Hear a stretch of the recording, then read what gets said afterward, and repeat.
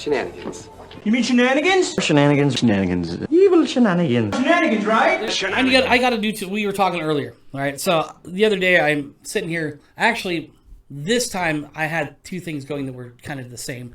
I had Fight Companion. Usually, what I do is I'll put on like Rogan's podcast and put on fights, and then I'll play my video game at the same time. I got a bunch of shit going on. So I was watching Fight Companion. I had the fights linked up to the time on Fight Companion, which is Joe Rogan and a bunch of dudes sit around, and they watch the UFC fight, and then you watch it at the same time, and they all talk about it. So you feel like you're hanging out with Joe Rogan and all these cool people.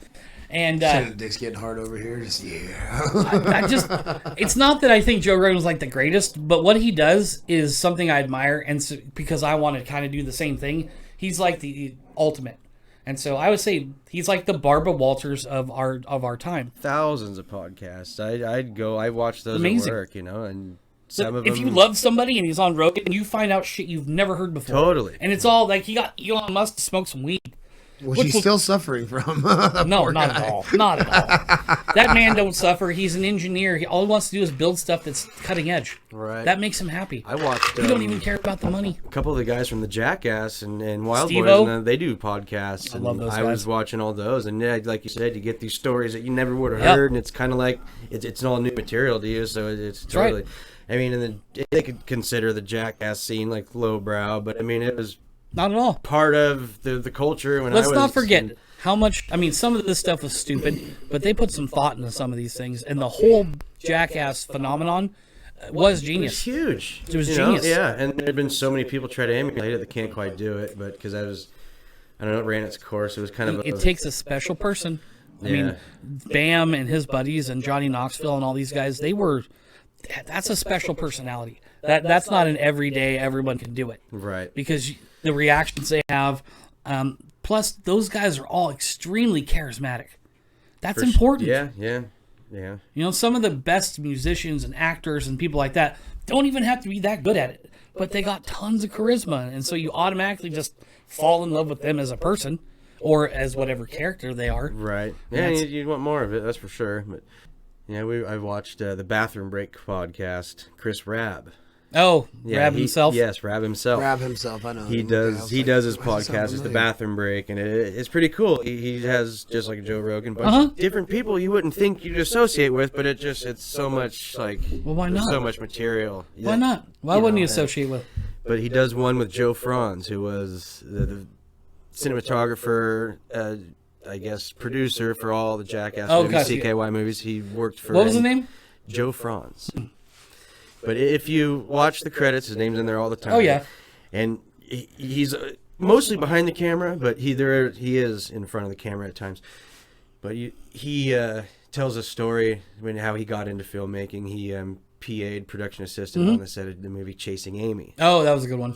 Kevin Smith. So if it was I just watched Chasing Amy literally 2 nights ago. So he tells a story about he ended up actually pissing in one of the closets. And they have this art studio scene. There's a door in the background, and he tells this whole story how he showed up with no pass, no nothing. They're like, who are you? And he's, I'm here to volunteer, do whatever you want. So they took him in, and he was on the set of this movie, Chasing Amy, and he tells a story about, he calls him the great man Ben Affleck. Ben Affleck. He tells a story about Ben Affleck, and you should watch it. It's hilarious. But he tells you this story about how he got in. He went up to the producer. He had to piss real bad, and the whole town's on lockdown. They're filming Kevin Smith movie. Yeah, I got it. Yeah. So the guy hands him a set of keys, and I guess he goes in to open up this door.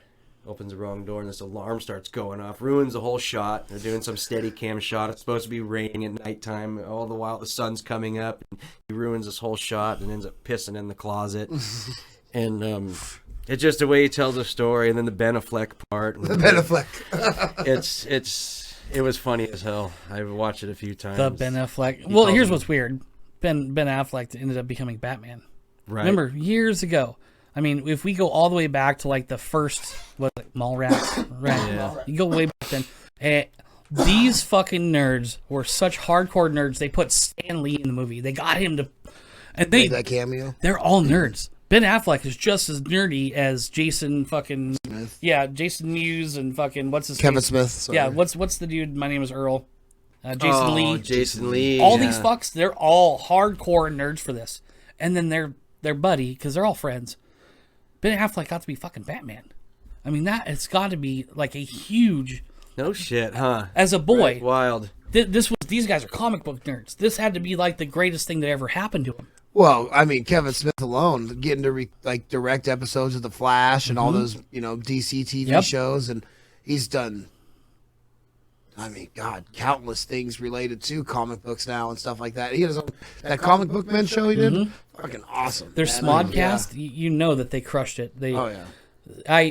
Joe Rogan had the other day on the first podcast guy that started the whole thing, and he was a radio guy that they just started doing internet radio stuff and like uploading it to like iTunes and shit, dude. And they called it someone else coined the phrase, but he was the first one to have it. And they talked about the first people, and there was a bunch of them. Rogan was in a little later, but Smodcast and Mark Maron and all these guys were Opie and Anthony, Anthony Cumia. A bunch of these dudes have been doing Kevin this. Smith's podcasts were fucking hilarious. Well, he's a stand-up comedian too, so so is Joe Rogan. They're entertainers.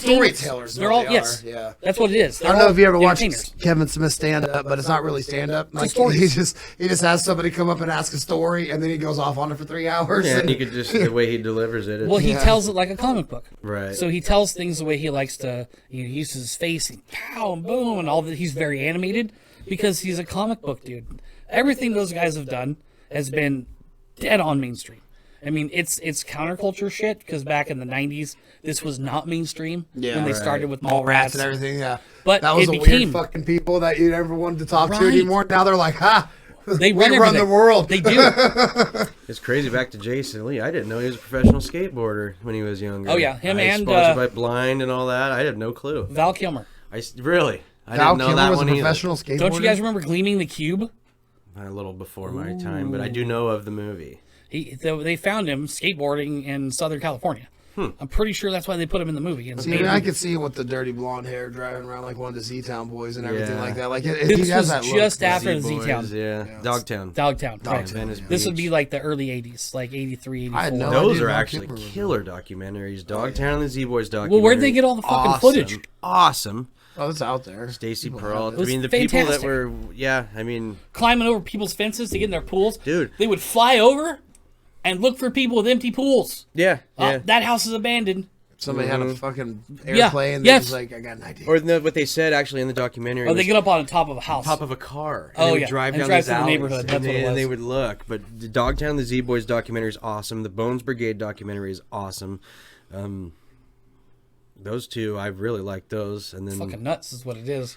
It's just cool because it's part of American history. I grew up skateboarding in Santa Cruz. Right. I think I was like 6 or 7 my first skateboard, and I skated until I broke it's my funny. ankles. We've been talking a lot about Santa Cruz lately for some reason. Just had a customer want to drive down to Santa Cruz. Yeah, and we were just talking about it. Yeah, like it's just been popping up a lot lately. And I was just talking to my friend about it too, and I was talking about the boardwalk. They had a haunted house there. Yeah. I went there at 16. That's where the Big Dipper is. It's like that's the first roller coaster I ever drove and everything. The thing is, I used to work there at the boardwalk when I lived there. Yeah, that arcade out there, it's like 5 times. I've heard of it. It's that place is awesome. It's so cool. The beach boardwalk's awesome, man. I remember seeing a video of the snowman, the evil snowman, on the boardwalk. All I know is I was 16 with other 16-year-old friends of mine going through this haunted house, grabbing on somebody smaller than your back because I was scared shitless. You know what I mean? It was intense. Right. I've been to haunted houses quite a bit, but that one was pretty impressive. It looks awesome. Well, you got to remember that the boardwalk probably makes most of its money from people that don't live in California. Oh yeah, okay? You got your locals and your regulars. You got your surf shops. You got your skateboard shops. You got so some of the local guys are into it, but they're making most of their money on people that come from out of town. Tourist season was absolutely insane. You can't drive. You're better off skateboard or bicycle. Right. For the locals, like you that's park what they your want car anyways. in the summertime and. Well, they got the people that'll put you in the carts on the bikes too. That was pretty awesome. That's how I got around. Yeah. Fucking rickshaw. I don't know. Sweet. Yeah, that's how I got around. Was it a Chinese guy? No, it was absolutely ridiculous. White beef bum. I like those dudes. I respected him. Did you guys ever see the movie Fletch? No. It's a Chevy Chase movie from the 80s. There's Fletch and Fletch Lives. And he was an investigative reporter. And I think he was either in Santa Cruz or Venice Beach, one of the two. And he to get stories, he'd dress up like a bum and like go sleep next to people, and they'd be talking, and they'd leave, and he'd turn over in his Chevy Chase with his recorder, and then go back and he got all these disguises. A little Dynamite style, then No, it was more like the Man of 1,000 Disguises. What's it? Turtle. Turtle. Mystery of disguise. But it was more subtle, but more like L.A. mainstream type thing. And he did a bunch of that shit, which I thought was hilarious. He had some dudes on the beach that were like bums that like got him information and stuff like that, and they were trying to kill him. And of course, Chevy Chase. It's a comedy, right? It's Caddyshack style, but another great flick. But I thought it was cool that they the way he did it, where he just dress up like some shitty bum on the street, and no one pays attention to him. Nope. Right? Who cares? It's Overlooked. A shitty bum. He's probably doing heroin and passed out. Just a fixture. Yeah, so he's got the trench coat and the hat sitting over. Well, once you grow up around it enough, you don't pay attention to people. Oh, you overlook. Yeah, it's just second nature. Mm-hmm. Walk right past them. All right, let's take this. You mean shenanigans? Shenanigans. Evil shenanigans. Shenanigans, right? Shenanigans.